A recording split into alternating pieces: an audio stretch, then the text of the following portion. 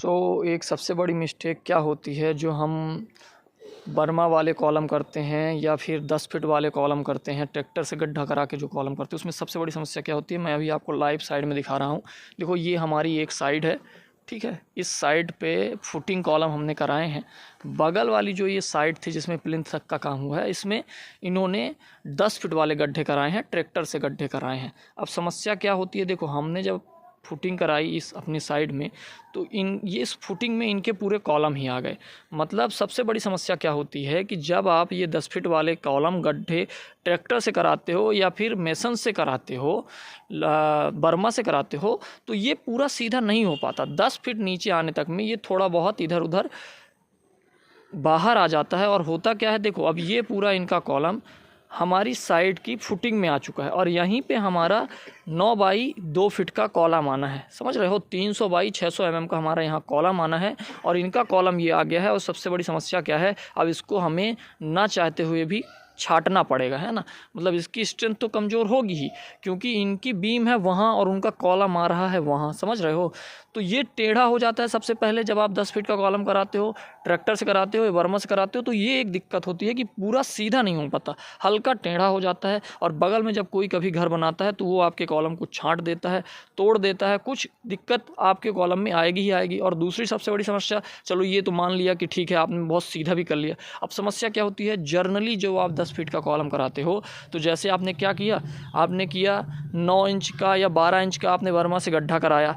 अब जो आप इसमें रेनफोर्समेंट का सेक्शन रखते हो पूरा, तो उससे समस्या क्या होती है कि जो आपको कवर मिलना चाहिए वो तो आप यूज नहीं करते हो। मतलब आपका जैसे मान लो ये कॉलम आपने बनाया, आप चारों तरफ से कवर तो लगाते नहीं हो, क्लियर कवर कि आप अच्छे से बांधो।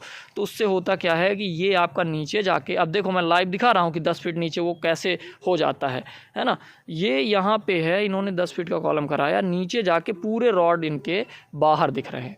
मतलब एक भी रॉड इनका अंदर ढंग से नहीं दिख रहा है, पूरी तरह से जो है बाहर रॉड दिख रहे हैं इनके। और इस सबसे बड़ी समस्या क्या होती है, इससे इनमें पूरों में जितने भी ये कॉलम है, देखो इसमें भी दिख रहा है, इसमें सबसे बड़ी समस्या ये है कि ये सब जंग लग जाएगा और ये नीचे से ख़राब होने लगे, इसकी पूरी स्ट्रेंथ घट जाएगी। समझ रहे हो, तो इस तरह के कॉलम आपको सबसे बड़ी दिक्कत में डालते हैं तब जब आप इसको अच्छे से यूज नहीं करते हो।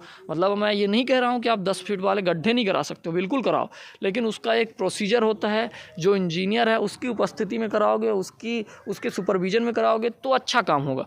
क्योंकि ये जो कॉलम आपको दिख रहा है, इसको इस तरह से डालना चाहिए कि जब आपने अपना गोल सर्कुलर, क्योंकि सर्कुलर डालता है, सर्कुलर के बाद यहाँ आके रेक्टेंगल हो जाता है या स्क्वायर हो जाता है, कोई दिक्कत नहीं। लेकिन जब आप सर्कुलर कॉलम ही बना रहे हो, तो वो जो रिंग आपकी सर्कुलर आकार की है या रेक्टेंगल भी डाल रहे हो, तो जो रिंग है, रिंग में आपको हर तरफ क्लियर कवर बांधने पड़ेंगे। हर 300 mm या फिर 600 mm की डिस्टेंस में आपको क्लियर कवर चारों तरफ बांधने पड़ेंगे, तब कहीं जाके आप अच्छे से कॉलम को अपने नीचे देखोगे कभी, तो आप तभी अच्छे से कॉलम पा सकते हो जिसमें प्रॉपर कंक्रीट का क्लियर कवर मिल रहा हो और प्रॉपर रॉड अंदर हो। नहीं तो इस तरह देख लो, ये 10 फीट का कॉलम कराएं, ट्रैक्टर से कराएं या बर्मा से कराएं, इस तरह पूरी इनकी रॉड बाहर दिख रही है और कॉलम कितना कमज़ोर दिख रहा है। देखो एकदम टेढ़ा मेढ़ा ऊपर तक पहुंच रहा है, बगल में फुटिंग हो रही है हमारी साइड में। तो ये इनका कॉलम देखने को मिला और यही समस्या जाती है। और एक समस्या मैं बता दूं कि जब आप अपना घर बनवाया और फुटिंग भी करा रहे हो, तो अपने बाउंड्री के अंदर ही फुटिंग रखो। कई बार ऐसा होता है कि फुटिंग भी कराओ तो दूसरे के उसमें फुटिंग आ जाती है। ऐसा ही एक चीज़ मैं अभी इसी साइड में दिखा रहा हूँ, जैसे ये घर बना हुआ है, इनकी क्या दिक्कत है, इन्होंने फुटिंग ही कराया, लेकिन इन्होंने फुटिंग दूसरों की साइड में ज़्यादा करा दिया। अपनी साइड में तो कराया ही, दूसरों की साइड में कुछ ज़्यादा ही फुटिंग इन्होंने करा दिया। अभी इस पे देखो, ये जो फुटिंग देख रहे हो, ये इन्होंने फुटिंग ही कराई थी, लगभग इनकी 3-4 फीट की फुटिंग, इनकी पूरी फुटिंग यहीं आ गई है, यहाँ बाहर आ गई है। जबकि गड्ढा हमने 6 फीट का कराया है, हमारा 6 फीट का गड्ढा है, इनका तो 4 का ही था शायद। तो ये फुटिंग इनकी बाहर आ गई, इसको हमें ब्रेक करना पड़ेगा। हम ब्रेक करेंगे तो इनके पूरे कॉलम में ही इफ़ेक्ट पड़ेगा, बीम में इफ़ेक्ट पड़ेगा। यहाँ पे भी देखो, ये देखो, अब इसको तो तोड़ना ही पड़ेगा क्योंकि ये हमारी साइड का वहाँ पे उस कॉर्नर में लास्ट कॉलम आना है। इनकी पूरी फुटिंग ही हमारे फुटिंग पे आ गई है, हमारी साइड पे तो बाहर आ गई है, तो इसको पूरा ब्रेक कराना पड़ेगा।